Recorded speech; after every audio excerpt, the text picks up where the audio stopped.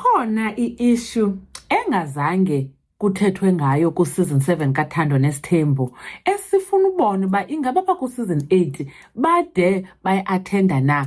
Yi-issue ke okanye ngumba odibaniselene nonyana kankosikazi wesibini ongasekhoyo katata uMosamseleku uMasawule. Molweni, ndinamkela kuMamgobhozi TV. Now lo mba ke siwuzisa okanye si-curious ngawo ngoba ngabo abawuzisa kuthi ku-season 6 kaThando Nesithembu apho sabona ke utata uMosamseleku noMakhumalo bethetha. uMakhumalo wachaza bufuna udibana noLungelo unyana kaMasawule, wamgqibela esemncinci. utata uMosamseleku ke wasicacisela uba ngelaa xesha kwakusweleka unkosikazi wakhe ifemeli kaMasawule yayingekho happy kunye naye. Siyayazi ke mos uba xa kusweleke kusweleke umntu esithenjini ziba ninzi into ezithethwayo. I guess mhlawumbi kubakho ii-suspicions yabo yoba mhlawumbi noba heyi wenziwe into kuba lokhu isithembu siyayazi uba izawuba nobu-competition phakathi and kuzawuliwa, uyabona. Njengoba sesivile ke xa uba uMasicele noMasawule babengavani and Macele ke ukuba isilwa lento yesithembu. So wathi wosuleke ke uMasawule xa ifemeli yakhe ke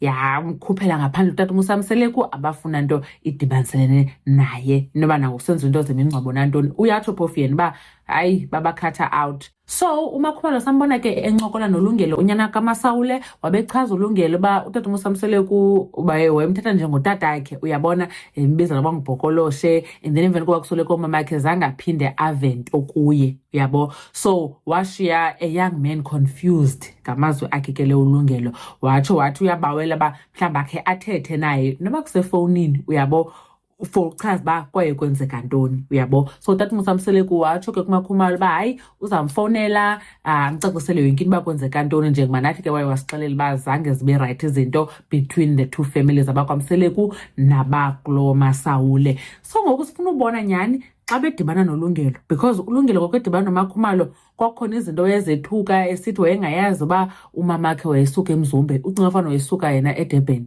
uyethuka loba eMzumbe, but ke uthi wayemncinci mhlawumbi zangave kakuhle. So mhlawumbi by the time ethetha notata uMosamseleku okanye befowunelana okanye bedibana sawukhe sive ke mhlawumbi more details nangoLungelo, uyabo.